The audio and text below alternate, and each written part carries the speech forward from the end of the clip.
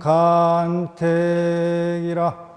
단막증해하면 동연명배 하리라나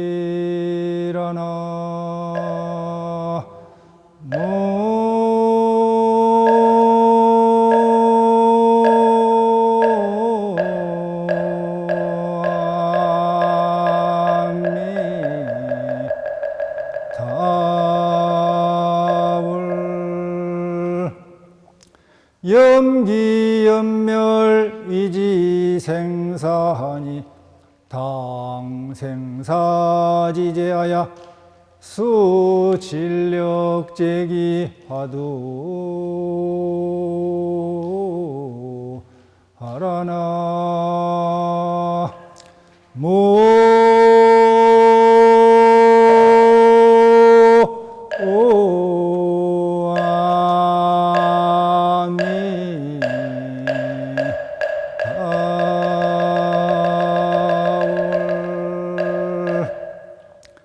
지도는 무난이나 지극히 지극한 도는 어렵지가 않는데 유혐간택이라 오직 간택함을 끓일 뿐이니라.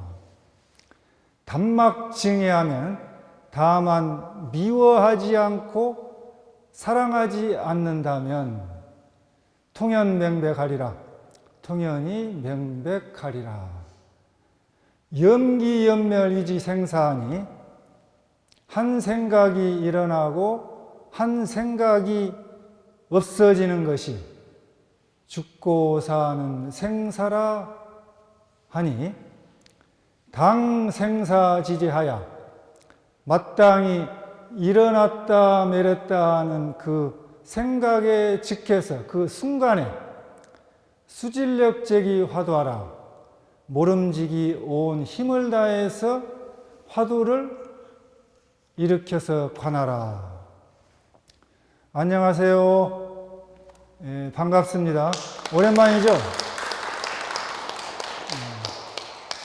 맑은 공기의 고마움을 요즘에는 참으로 피부로 느낄 수 있습니다.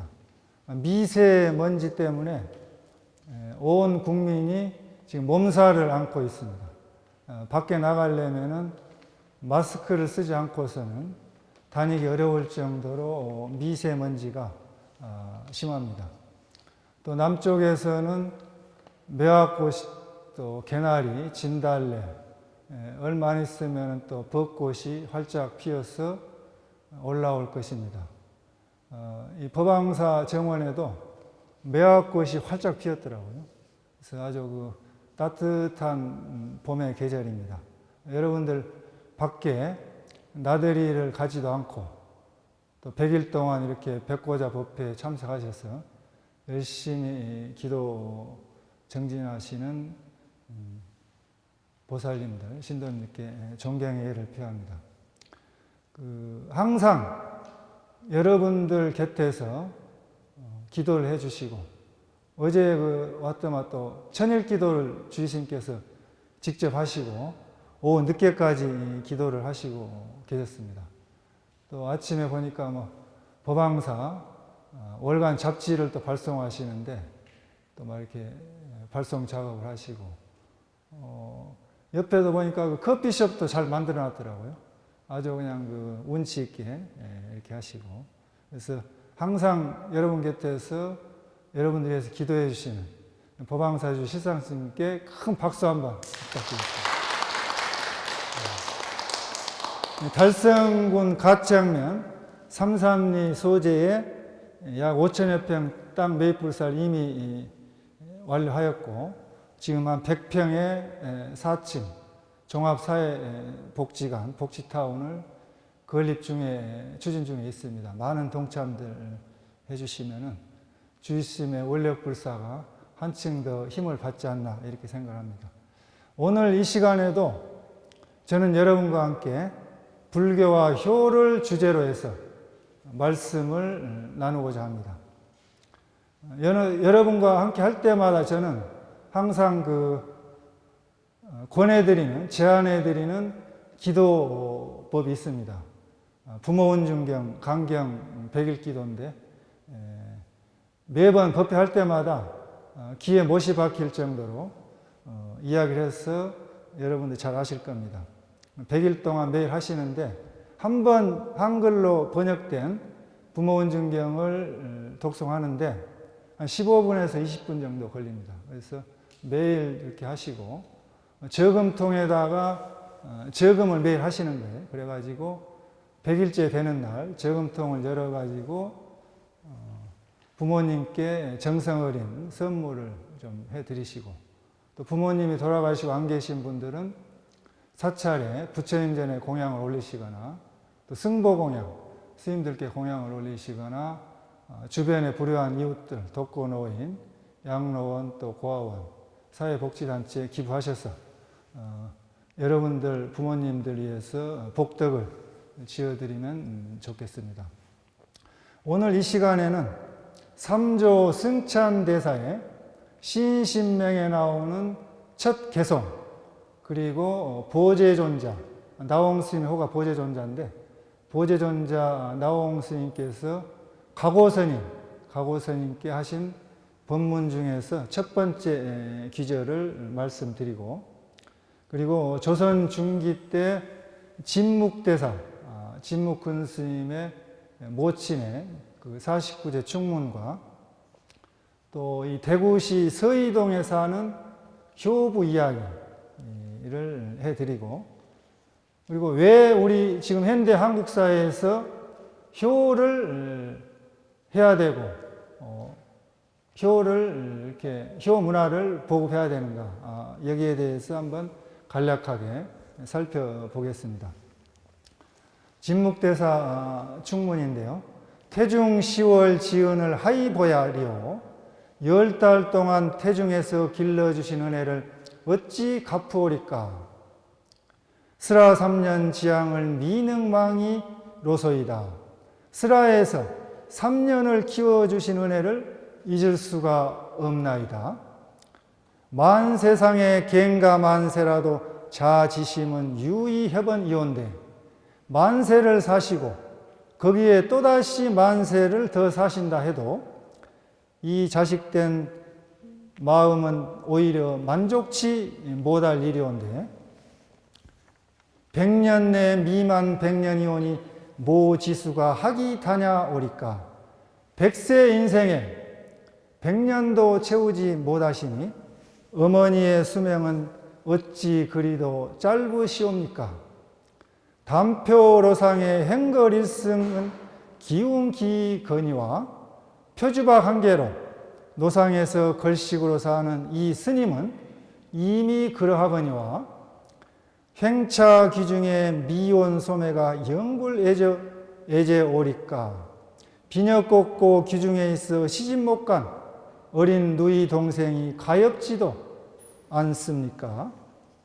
상단요 하단 파안이 승신각방이었고, 상단 부처님 공양도 마치고 하단 49제 제사도 마치고 스님들은 제각기 방으로 돌아갔고, 전산첩하고 후산 중한데 혼 기아채 오니까 앞산도 첩첩하고, 저기 보이는 앞산도 첩첩하고, 뒤에 있는 뒷산도 겹겹이 중중 첩첩하운데 어머니의 혼신은 어디로 가셨습니까? 오호 애제로다. 슬프기만 합니다. 진묵대사께서 친어머니의 49제 충문을 이렇게 읽어드렸습니다. 회탐수원이라 10달 동안 어머니께서 보호해 주신 은혜, 또 육포양육은이라 젖과 우유를 먹여서 3년 동안 양육해 주신 은혜를 진묵대사는 잊을 수가 없다. 그 은혜를 어떻게 갚을 수 있겠습니까? 하고 이야기하면서 만년을 사시고 거기에 또다시 만년을 사신다고 해도 어머니의 그 수명은 이 자식된 마음으로서는 더 사신다 해도 좋은데 100세 인생에 100년도 못 채우시니 얼마나 이렇게 마음이 부족하냐 이렇게 말했습니다. 그리고 이 바로 한계로 이 글씨가는 스님은 괜찮은데 시집 못 간 어린 누이 동생이 가엾지 않느냐. 그리고 부처님 전에 불공을 마치고 제사도 끝나고 나서 스님들은 다 자기 방으로 돌아갔는데 혼자 앉아서 먼 산을 쳐다보니까 뒷산도 첩첩한데 어머니의 영혼은 어디로 가셨는가 하고 슬프기만 하다 하면서 한없이 이렇게 울었습니다. 진묵대사께서는 어머니의 영혼을 위로하고 어머님을 극락세계로 인도하셨습니다. 우리들은 죽으면 어디로 갑니까? 돌아가셨다고 하는데 어디로 돌아가셨습니까? 또 온 곳은 어디입니까? 어디서 왔으며 어디로 돌아가는 겁니까? 우리는 어디로 돌아갑니까? 만법길 일기하체요. 만법은 하나로 돌아가는데 하나는 어디로 돌아가는가?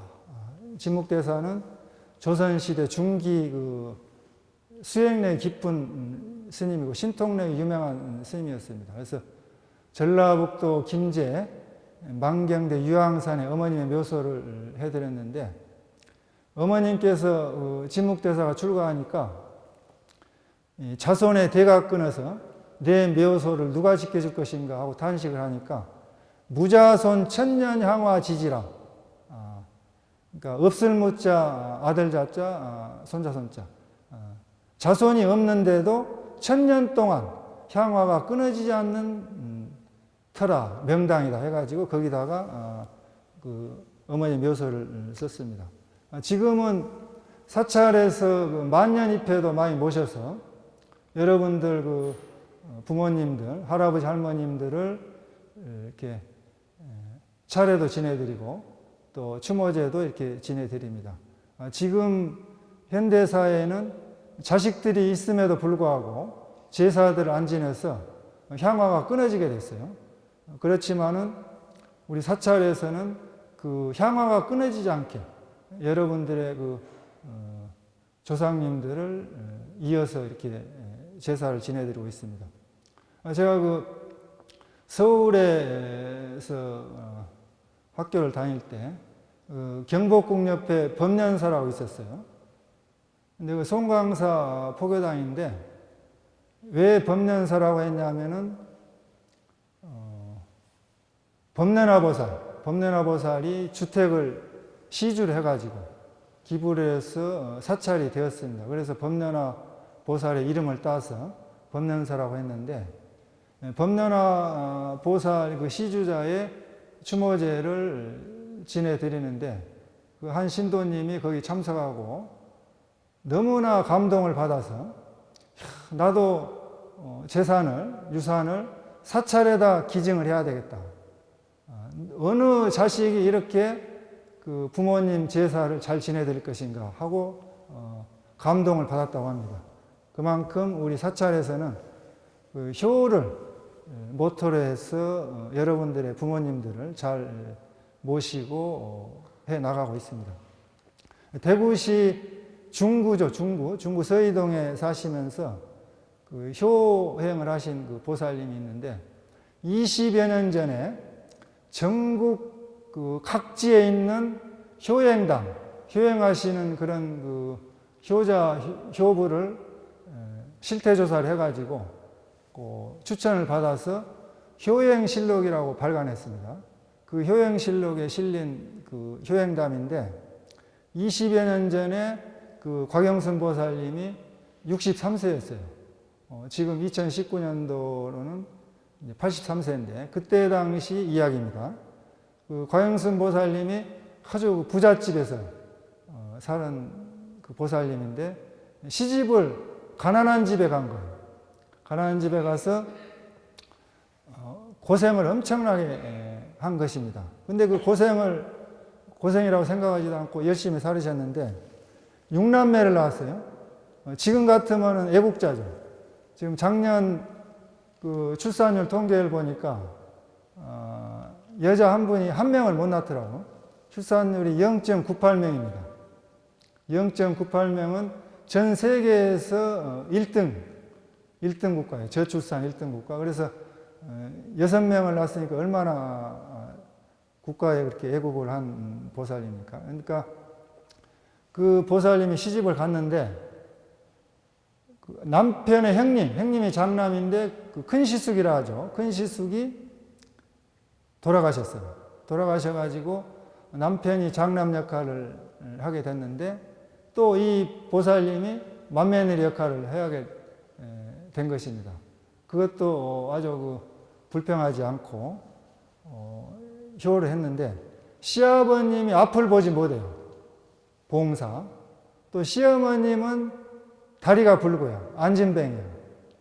그러니까 이제 시아버님 외출할 때 항상 그 같이 모시고 가면서 시아버지의 눈이 되고 또 다리가 붉고 이래서 시어머니의 대소변을 받아내고 이렇게 그 지극하게 효를 했습니다.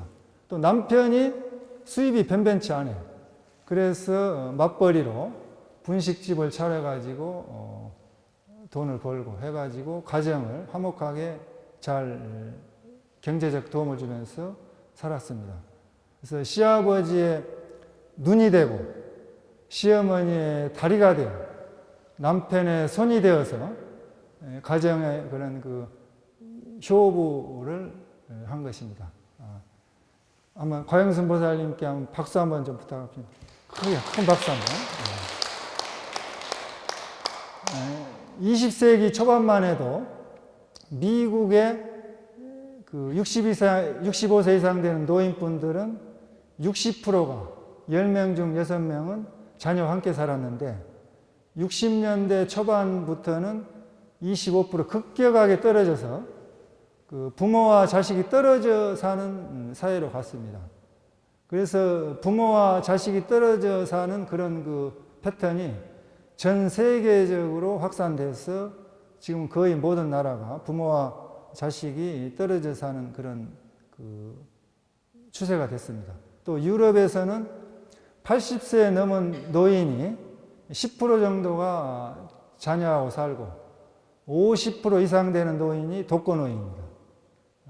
우리 한국은 어떠냐? 한국은 산업화, 공업국가로 탈바꿈하면서 급격하게 인홍현상이 일어났죠. 그래서 자녀와 부모님들이 떨어져 사는 그런 사회가 됐는데 급격하게 진전되다 보니까 오히려 서양보다 더 심각하다, 문제가.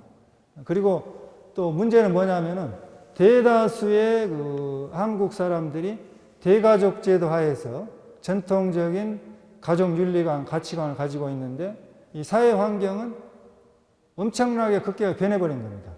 그래서 신뢰를, 우스운 그 신뢰를 한 10여 년 전에 언론에 보도되어 가지고 전국에서 유행어가 된 말씀이 있습니다.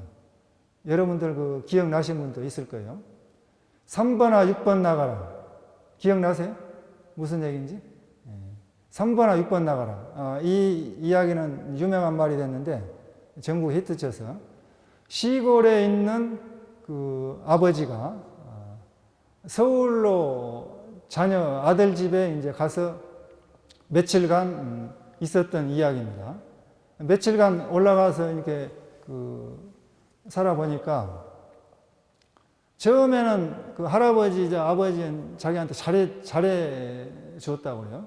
근데 며칠 지나고 보니까 돌아가는 상황이 좀 그 순서가 바뀌었다고 해요. 그래서 1번이 손자가 1번이고 손자가 1번으로 예우하고 그 다음에 아들이 2번이고 그리고 며느리가 3번이고 그 다음에 집에서 이제 요즘 애들 많이 그 반려동물들 키우죠. 반려견, 애완견 강아지가 4번이고 그 다음에 이제 가정부가 있었는데 가정부가 5번이고 6번이 아버지라는 거예요. 할아버지.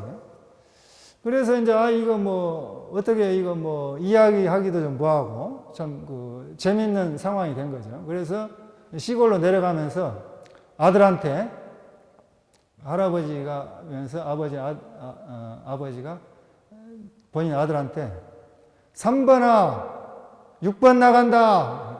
3번아 6번 나간다고 시골로 내려갔다 합니다. 이것이 대한민국 전국에 히트치는 유명한 그 사회 변화를 한마디로 표현하는 그 이야기가 됐습니다. 우리 한국 사회는 가부장적인 그런 서열 문화, 부계사회였죠. 그래서 며느리는 집안에서 제일 그 서열 순위가 낮았어요. 시집을 오게 되면은 며느리의 1번 의무는 뭐냐?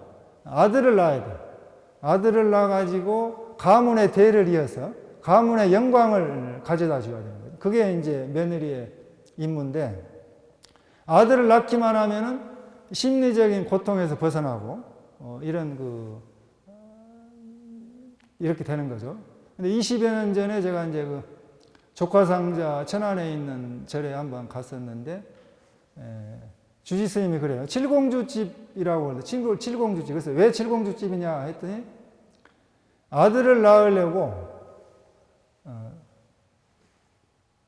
낳다 보니까 딸, 또 아들을 낳으려고 또 낳다 보니까 딸 해서 일곱 번까지 이렇게 간 겁니다. 그래서 이제 더 이상 낳지 말자 해가지고 거기 멈췄는데, 그래서 일곱 명의 딸을 가져서 칠공주집이다. 요즘에는 또 이제 딸을 낳으려고 또 아들 낳다 보니까 아들을 낳은 집안도 있다고요. 그래서 또 뭐 아들 해가지고 7번까지 낳았다는데, 여러분들 마음대로 낳을 수가 없는 모양입니다. 부처님이 이렇게 점지를 해주지 않으면 안 되는 것 같아요. 그래서 우리 그 아들을 선호하는 그런 사회인데, 시어머니한테도 모든 것이 아들이에요. 며느리한테도 모든 것이 남편이고. 그러니까 그 시어머니와 아들과 며느리는 건널 수 없는 강을 두고 삼각관계, 묘한 삼각관계를 가질 수밖에 없는 한국 사회입니다.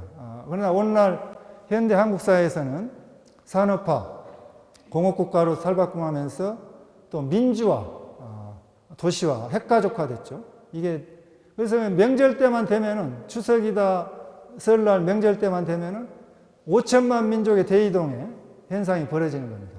그래서 핵가족 사회에서 전통적인 그런 그 효를 실천하기가 어려운 그런 사회 환경이 되었습니다. 자녀 세대가 이제 경제적으로 독립해서 따로 떨어져 사는데, 손자, 손녀 입장에서 볼 때는 할아버지와 같이 살지 않기 때문에 할아버지, 할머니가 오면 서먹서먹한 겁니다. 오히려 애완견, 반려동물이 더 친한 거예요. 그럴 수밖에 없어요. 그래서 또 노인들의 인생 경험이 별로 도움이 안 돼. 그러다 보니까 이제 시어머니가 오히려 며느리 눈치를 본다는 거예요. 며느리 살이를 하게 되는 경우도 있고, 또 세상이 많이 바뀌어서 이제 그 처갓집에서 맞벌이를 하다 보니까 친정집 어머니한테 아기를 맡기다 보니까 친정집 오히려 가까워진 경우가 있습니다. 그러다 보니까 사위하고 장모하고 갈등 관계가 생기게 되는 그런 사회가 됐습니다. 그래서 시자만 들어가도 시자가 보기 싫어가지고 시금치도 안 먹는다, 그런 며느리가 있다. 또 이제 처갓집 식구 소리만 들어도 지긋지긋하다, 그런 사이가 있고, 시집살이하는 며느리, 며느리살이하는 시어머니, 또 처가살이하는 사위살이하는 장모, 이렇게 사회가 참 많이 변했습니다. 그러나 어떻게 합니까? 다 같이 화합해서 잘 살아야 됩니다. 왜 그런 관계가 되냐면은 시가댁이나 처가댁에 경제적으로 예속될 수가 있어요. 그래서 남편 쪽이나 부인 쪽에서 불만을 가질 수밖에 없는 그런 상황이 될 수 있습니다. 그래서 여러분들이 자녀들을 독립시켜서 경제적으로 자립할 수 있게 해주게 해야 됩니다. 무조건 도움만 준다고 해서 밑빠진 독에 물 붓기야. 밑빠진 독에 물 붓기니까 자립할 수 있게끔 도와줘야 되는 겁니다. 그래서 우리 전통적인 그런 그 가치관을 회복하려면은 부모님이 우선이 돼야 되는데, 애를 적게 낳다 보니까 애들이 상전이 되고 있어요. 그건 잘못된 겁니다. 그래서 작년에 2018년도 12월 초에 광주여대 경찰법학과 박종렬 교수님이 한국 법의론 실무학회에서 발행한 법의론 실무 연구에 게재한 논문이 있습니다. 언론에 보도돼서 여러분들이 잘 아시는 분도 계실 겁니다. 무슨 제목의 논문이냐 하면은 민법상 노부모 부양에 대한 문제점과 개선 방안이라는 그런 논문입니다. 그 내용을 살펴보면은 거기에 이제 인용된 그 내용이 있는데 경제협력개발기구 OECD죠. 경제협력개발기구에서 최근 발표한 불평등한 고령화 방지 연구소. 그러니까 OECD 38개 국가에서 그 불평등한 국가가 있다 이거죠. 노인들이 빈곤 때문에.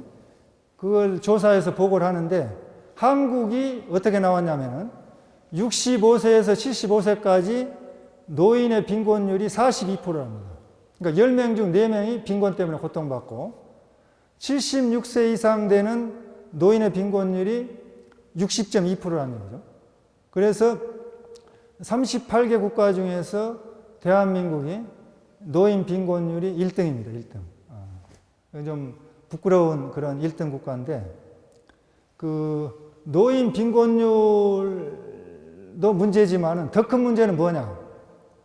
한국 사람들이 한국의 자녀가 부양음으로써 노부모님을 당연히 모셔야 된다는 그런 생각을 가지는 비율이 점점 떨어진다는 거예요. 노부모님 안 모신다는 거예요. 그 또 문제는 한국의 부모님들마저도 자신들 노후를 자녀들에 기대거나 기댈 수 있다는 생각이 줄어들고 있는데 국가가 노인을 부양해야 한다. 이런 그 희망하는 그 경향이 짙게 나타나고 있다고 이렇게 그 교수님이 꼬집었습니다. 꼬집었는데 한국은 노부모에 대한 부양이 무조건 실행해야 한다는 의무가 아니에요. 그러다 보니까 부양이 진정으로 필요한 노부모에게 어려움이 대두될 수밖에 없는 사회 환경이다 라고 이렇게 지적을 했습니다. 그러면 자녀들이 더 좋은 직업을 가지기 위해서 돈을 벌 수 있음에도 불구하고 자격증을 취득하기 위해서 학원을 다니는데 노부모님들이 가사도우미나 간병이나 경비 이런 그 어려운 그 업종을 마다하지 않고 돈을 벌어서 자녀들에게 지원을 해준다는 거죠. 그렇게 살아온 지 오래됐는데 다 큰 성년이 된 애들이 나이가 많은 노부모가 더 많은 일을 해야 한다는 것은 이 자연의 순리에도 맞지도 않고 또 노부모님을 자녀가 부양하지 않는 것은 공평하지 않다. 그러므로 노부모님이 자신의 힘으로 살아갈 수 없을 때는 반드시 자녀가 노부모님을 부양음을 이행해야 한다는 것입니다. 그런데 과거에는 사람이라면 누구나 효를 행해야 한다는 그런 생각이 효도 문화가 전 국민에게 의식이 되어 있어서 법제화를 하지 않아도 당연한 일로 생각했어요. 전통 그 효문화로. 근데 이제 그런 그 의식들이 점점점 사라져 가다 보니까 국가와 사회에다 책임을 떠넘기려 한다는 거예요. 책임 회피를 한다는 것입니다. 그래서 제도적 시스템으로 법제화를 해서라도 국민들이 효를 실천해야 한다. 이렇게 주장을 했는데 참 이 부끄러운 세상이 되어가고 창피한 일입니다. 그럼 다른 나라는 어떻게 하고 있는가? 이것을 그 실태 파악을 해가지고 논문에서 이렇게 나와 있는데 프랑스는 어떻게 하고 있냐면은 프랑스 민법 제205조에 자녀는 부양을 필요로 하는 부모와 기타 직계 존속을 부양할 책임을 진다라고 이렇게 그 프랑스 민법 205조에 규정을 하고 있답니다. 그럼 영국은 어떻게 하고 있냐? 영국은 부양 의무자가 부모님을 부양하지 안 해가지고 영국 국가에서 부양 의무 부조가 들어가게 되면은 그 부조위원회라고 있다고 그래요. 영국 부조위원회하고 지방 당국에서 일정한 방법에 의해서 부조비를 회수할 수 있다는 것입니다. 그리고 부양 의무를 이행하지 않으면은 근고형, 벌금형을 해가지고 처벌한다는 거예요. 그러니까 노부모를 모시지 않으면은 감옥에 집어넣거나 아니면 벌금을 물어가지고 국가에서 처벌한다는 거죠. 영국에서. 그럼 중국은 어떻게 하고 있냐? 중국은 헌법에다 명시해버렸어요. 헌법 49조에다가 최고의 국가의 그 헌법이죠. 헌법 높은 법에다가 뭐라고 규정을 했냐면은 성이 된 자식은 부모님을 부양하고 부조할 책임이 있다라고 이렇게 명확하게 명시하고 규정하고 있답니다. 그래서 그리고 그 하위법에다가 민법 노인권익보장법에 중국 노인권익보장법에 6년 전에 개정된 그 법에 2013년도 7월에 개정했는데 60세 이상 부모님이 살아서 생존하고 있는 경우에는 성인이 된 자식들은 금전적으로 정신적으로 도움을 줘야 된다. 의무사항이라는 거죠. 그 다음에 노부모님이 따로 떨어져 살 경우에는 수시로 집을 찾아가서 문안을 올리고 물어야 한다. 중국 그 노인권익보장법에 민법에 이렇게 규정을 하고 헌법에다가 무조건 책임을 져야 된다. 이렇게 법적으로 법제화해서 실행을 하고 있답니다.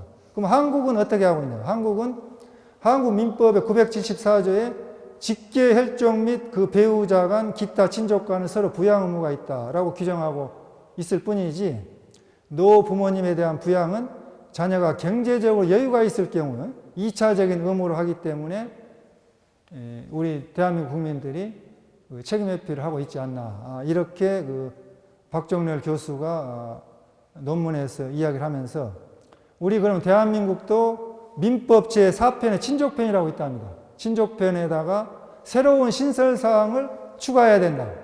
어떤 내용을 추가해야 되느냐? 자녀는 노부모를 부양해야 한다.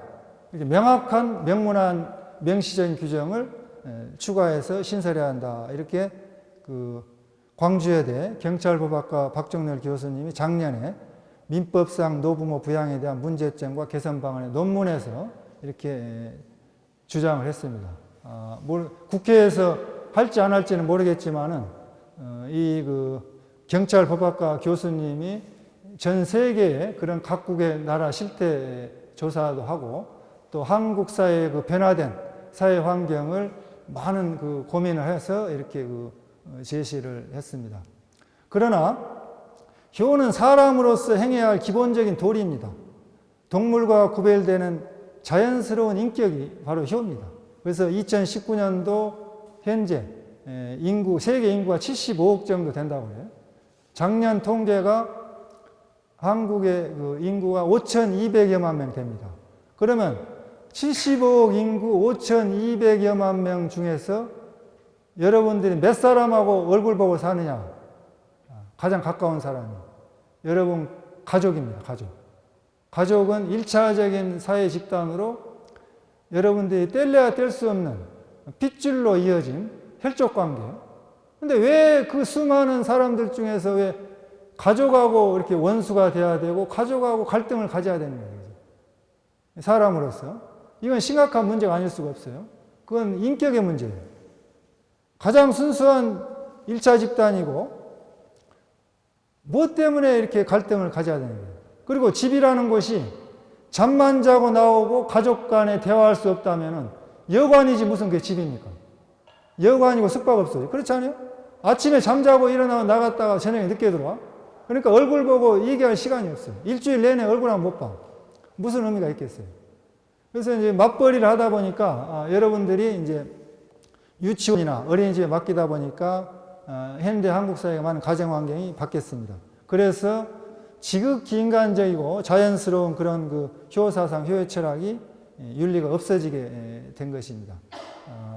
효는 사람의 생각에 의해서 인위적으로 만들어진 후천적인 그런 그 사상이 아니고 선천적으로 태어날 때부터 가지고 있는 인간성입니다. 인간성. 그래서 효는 사람의 본성이고 성품에서 우러나온 것이다. 효는 사람의 성품이요, 부처님의 성품이요, 인간성입니다. 효는 인간의 생명으로부터 나오는 것이에요. 생명.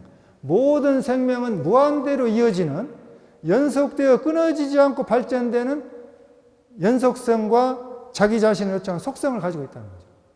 그래서 생명에 대한 애착과 생명에 대한 존중과 생명에 대한 경외심을 가지는 것입니다.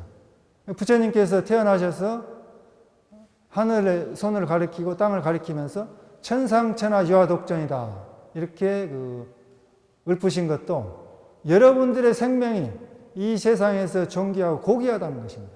부처님의 생명, 신성한 생명을 이어받은 것이라는 거죠. 그래서 그 은혜를 여러분들이 생명의 은혜를 부모님한테 감사해야 되는 거죠. 그래서 효는 외부로부터 강요되는 것이 아니고 마음으로부터 우러나는 것입니다. 그러한 효의 철학을 가지고 있는 게 우리 불교인데, 대방편 불보은경에 서가모니 부처님께서 전생에 수사제 태자였던 시절이 있었습니다. 경전에 나온 이야기입니다. 부모님과 국가리에서 서가모니 부처님 전생에 자신의 몸을 바쳐서 희생해가지고 부모님도 구하고 나라도 구했습니다. 과거 전생에 부모님께 효용한 그런 복력으로 성불을 하게 된 것입니다. 그래서 곧 효는, 불교에서 효는 성불과 동일한 의미를 가집니다. 효를 해야만 성불할 수 있다는 거죠. 그래서 성불해서 중생을 제도하는 것도 과거 전생에 여러분들의 부모님, 다급생내 몸을 받아나고 몸을 받아난 부모님들을 구제하는 거예요. 그러니까 효 따로 성불 따로 볼 것이 없습니다. 생명에 대한 회복이에요. 생명. 인간성 회복이고 부처님 세계로 가는 것도 여러분들이 부처님 세계로 돌아가시는 거예요. 극락세계에 돌아가시고 도솔천 내용으로 돌아가셔서 성불하는 것입니다.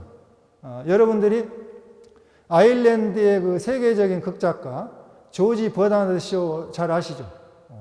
그 시저와 클레오파트라, 인간과 초인, 메투라셀라로 돌아가라, 성녀전 발표했고 노벨 문학상을 받았습니다. 대문학가인데 아카데미 영화상을 받은 마이 페어 레이디 원작자이기도 한 유명한 조지 버나드 쇼 묘기명 생각나십니까? 뭐라고 했는지? 아주 유머스럽고 촌철살인하는 그 위트가 있는 묘기명인데, 우물쭈물하다가 내 이럴 줄 알았지. 우물쭈물하다, 그러니까 조지 버나드 쇼가 우물쭈물하다가 내 이럴 줄 알았지. 묘기명에다 써놓고 이렇게 하신 거예요. 그러니까 여러분들이 무슨 일을 할 때마다 우물쭈물 하시면 안 돼요. 우물쭈물 하시면은 시기를 놓쳐버립니다. 우물쭈물 하지 마시고 지금 당장 실천을 해야 됩니다. 법회 끝나고 나가셔서 당장 실천하십시오. 부모님 살아생전에 정기적으로 전화 한 통이라도 하시는 거죠. 또 정기적으로 문안 인사를 올리고 또 꼬박꼬박 그렇게 살아생전에 효를 하셔서 돌아가신 다음에 청개구리처럼 냇가에서 울으시면 안 돼요. 개굴개굴개굴하고. 그래서 여러분들이 우물쭈물 하다가 내 이럴 줄 알았지 하지 마시고 효를 실천하시기 바랍니다. 법회 시작할 때 삼조 승찬 스님의 신신명 척개송과 보제존자 나홍 스님의 가고선인이 보신 척개송을 말씀 올렸습니다. 지도는 문안이나 지극한 도는 어렵지 않은데 유행 간택이라 오직 간택함을 꺼릴 뿐이니 단막 증해하면 다만 미워하고 사랑하지 않는다면 통연 명백하리라. 통연이 명백하리라. 지도는 문안이나 지극한 도는 어렵지 않습니다. 도는 우리들이 일상생활 살아가는데 있습니다. 여러분들 살아가는 모습이 그대로 도예요. 도가 따로 생활 따로 있는 게 아닙니다. 우리 불교의 가장 지금 허술한 점은 뭐냐? 법당에 들어왔을 때는 불교를 믿는 것 같은데 법당 문 밖에만 나가면 불자가 아니에요. 그래서 법당 안에 들어와서 스님 법문 들을 때, 기도할 때는 불자님인데 나가면은 108,000이라고. 도 따로 현실 따로. 이거 잘못된 겁니다. 또 산중불교다 보니까 산속에 가다 보면은 불교인데 도시에 나오면 불교가 아니에요. 그렇게 하는 신앙생활은 잘못된 겁니다. 도는 여러분들이 밥 먹고 잠자고 세수하고 걸어가고 이야기하고 직장에서 돈을 벌고 집에 들어와서 가족과 이야기하고 모든 일상생활이 도입니다. 도는 성불하는 것이 도고, 극락세계 도설전 내용 중에 왕생하는 것이 도입니다. 왕생해서 거기서 다시 성불해야 됩니다. 그러니까 궁극적인 목표는 성불인데 여러분들이 왕생하는 것, 그것도 도에 통하는 거죠. 그래서 왕생을 하거나 성불하면 성공한 인생입니다. 그 모든 사람이 도를 닦고 있는 것입니다. 그래서 도는 너무나 쉽고 상식적인데 왜 도가 어렵냐? 여러분들이 분별하기 때문에, 간택하기 때문에, 유행 간택하기 때문에 도하고 10만 8천이 떨어지는 것입니다. 우리들의 안입이 설심이 눈으로 보고 귀로 듣고 코로 냄새 맡고 입으로 맛보고 몸으로 느끼고 뜻으로 생각하는 이 일상생활 속에서 도를 잇는데 분별을 자꾸 보면 보는 데 끄달리고 들으면 듣는 데 끄달리고 마치 누에고치가 집을 지어가지고 그 안에 들어앉아서 세상에 나오지도 않고 갇혀있는 것 같이 여러분들의 고정관념에 사로잡혀 있다는 거죠. 벗어나지 못하고 있어요. 그 고정관념을 깨야 된다. 단막증해하면, 다만 미워하고 사랑하지 않는다면 통연면백하리라. 통연이 면백하니라. 사랑과 미움은 영원한 숙제입니다. 여러분들이 평생을 살아가면서 사랑이란 주제, 미움이란 주제는 좋다 싫다 분별하는 그것은 영원한 그 인생의 주제인데 남녀 간의 사랑 그걸 연구해 놓은 그 미국의 워싱턴 대학교 주립대학교 심리학 교수가 있는데 존 가트맨이라고 있어요. 여러분들 그 한국에 번역되어서 책이 나와서 읽어보신 분들 잘 아실 겁니다. 그분은 어떤 연구를 했냐면은 남녀 간의 이혼을 연구한 거예요. 이혼을. 그래서 펜션 같은 집에다가 사랑의 연구소라는 그런 그 연구소를 차려놓고 서로 사이가 안 좋은 부부들을 2박 3일, 1박 2일 투숙시켜서 CCTV로 24시간 관찰하는 거예요. 관찰해가지고 그걸 분석해서 연구를 했습니다. 그래서 약 40여 년 동안에 3,000쌍의 부부를 그렇게 관찰 연구해가지고 190편의 논문을 썼습니다.